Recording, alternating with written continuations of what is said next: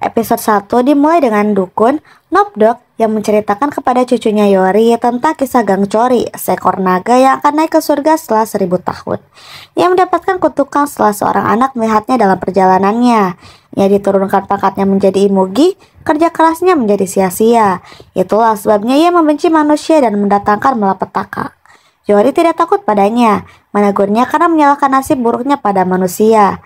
Dia bersumpah untuk menjadi dukun dan membunuhnya, tetapi Nopdog berjanji untuk menjauh darinya. Di luar, kita melihat Gang Chori mengawasi rumah Yori. Adegan berlanjut hingga 13 tahun kemudian, saat sang pangeran muda dirasuki dan menyakiti orang-orang di sekitarnya. Ayahnya, Raja Lisung, tidak percaya bahwa roh dan bersikeras bahwa itu adalah penyakit medis yang dapat disembuhkan. Namun, Yun-gap, seorang pegawai negeri, percaya pada hal-hal gaib dan berharap dapat mendatangkan seorang dukun untuk menyelamatkan sang pangeran. Sedangkan untuk Yori, kita melihat bahwa ia telah menjadi ahli kacamata yang terampil setelah melupakan nasibnya sebagai dukun. Klien berikutnya adalah Tuan Choi Wonu, yang putrinya Inson menjadi incaran hantu. Berkaki satu yang lemah namun pedendam, Yori mencoba mengabaikannya tetapi menyerah dan menghadapi hantu itu. Karena Choi bertanggung jawab atas hilangnya kaki hantu itu, roh itu ingin menghukumnya dengan membunuh Inson. Yori meratapi karma leluhurnya tetapi menggunakan batu pengusir hantu untuk membantu hantu itu menemukan kedamaian sebelum ia berubah menjadi roh jahat. Namun, ia tidak mempercayainya. Ia tiba-tiba merasuki Inson dan melarikan diri. Sementara itu, Raja mengirim Yun-gap dalam sebuah misi rahasia yang meyakinkan Tuan Song, Gubernur Yonggi, dan Tuan Choi Wonu untuk mendukungnya. Kembali ke pertarungan hantu di tengah pasar, Yori nyaris mengusir hantu itu dari Inson sebelum dia kabur. Sementara itu, Gang Chori terhibur dan tampaknya dialah yang bertanggung jawab membantu hantu itu merasuki Inson. Saat Yori pergi dengan marah, Gang Chori membuntutinya, menjanjikannya dunia jika dia menerimanya sebagai dewa pelindung dan membiarkannya merasukinya. Adapun obsesi Gang Chori dijelaskan melalui kilas balik ke 13 tahun yang lalu. Begitu dia memata-matai Yori, dia mulai menguntitnya dan membuat masalah bagi penduduk desa. Nopdog mengungkapkan bahwa jika seorang dukun yang murni dan kuat seperti Yori menerima Gang Chori, ia mungkin dapat naik ke surga.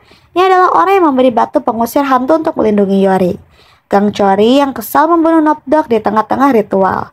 Penduduk desa menyalahkan Yori dan membuatnya menjadi seorang buangan. Untuk membalas dendam pada neneknya, ia bersumpah untuk tidak pernah menerima Gang Chori. Di istana, Ibu Suri dan putri bungsunya mengetahui bahwa ada yang tidak beres dengan pangeran. Ratu tidak dapat menghentikan mereka untuk berkunjung dan berlari menemui raja.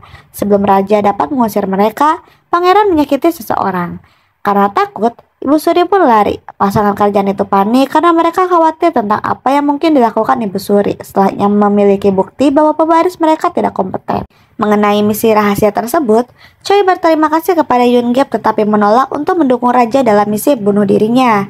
Yun-gap bersikeras bahwa misi tersebut akan berhasil jika Choi mendukungnya. Setelah itu, ia pergi sambil membawa peralatan optik milik Yori yang tertinggal saat mengejar hantu. Inson bertanya-tanya tentang hubungan mereka dan Yun-gap mengklaim bahwa Yori seperti saudara perempuan. Dia menemukannya menggunakan keterampilan perdukunannya untuk menawar dengan seorang penjual. Dia merasa geli saat mendekatinya. Dia terkejut melihatnya dan kilas balik menunjukkan mereka masih anak-anak. Sisanya mengabaikan Yori tetapi dia memutuskan untuk memetik buah kesemak untuknya. Gang Chori melemparkannya dari pohon dan Yori menyadari bahwa Imugi akan melukai siapapun yang mendekatinya. Saat ini, Yun-gap menawarinya sebuah tawaran untuk menjadi ahli kacamata pribadi raja. Dia cukup bersikeras dan itu cukup memengaruhi Yori. Namun, Gang Chori menyadari ada yang tidak beres dan menolak untuk membiarkan Yori pergi ke Hanyang, ibu kota kerajaan. Dia mengklaim Yun-gap egois dan ada terlalu banyak roh jahat di istana. Yori hanya menyukai ide untuk ikut pergi ke suatu tempat yang membuat Gang Chori takut. Masalah mulai muncul saat Kwak Jun melihat Yun-gap meninggalkan rumah Choi. Ia bergegas menemui pamannya, Kwak Sang-chung, yang sangat kejam. Keesokan harinya, Yori menerima lamaran Yun-gap karena ia mengira penglihatannya berarti Yun-gap akan selamat dan hidup. Namun, Gang Chori membuat mereka berjalan berputar-putar selama berhari-hari. Lebih buruknya lagi, Yun-gap jatuh dan kakinya terluka. Yori menguntit untuk menghadapi Gang Chori tetapi Gang Chori mengabaikannya saat ia melihat keluarga Kwak. Keluarga yang kejam itu menghadapi Yun-gap dan memukulinya dengan harapan dapat membocorkan misi rahasia sang raja. yang menolak dan Sang Choi membunuhnya. Bangsawan itu memerintahkan pengawalnya untuk menjebak Choi sebagai pembunuh Yun-gap dan pergi. Setelah menyaksikan semuanya, Gang Chori memutuskan untuk merasuki bocah yang sudah mati itu. Sendirian, Yori sibuk mengumpulkan beberapa tanaman herbal untuk kaki Yun-gap ketika hantunya muncul. Dia semakin khawatir ketika Gang Chori tiba di tubuh Yun-gap dan melemparikan batu pengusir hantu miliknya. Dia menyalahkan Gang Chori karena telah membunuh Yun-gap yang mencoba membatahnya. Mereka diganggu oleh Yun-gap yang mencoba meraih tubuhnya dan jatuh, membuatnya terkejut.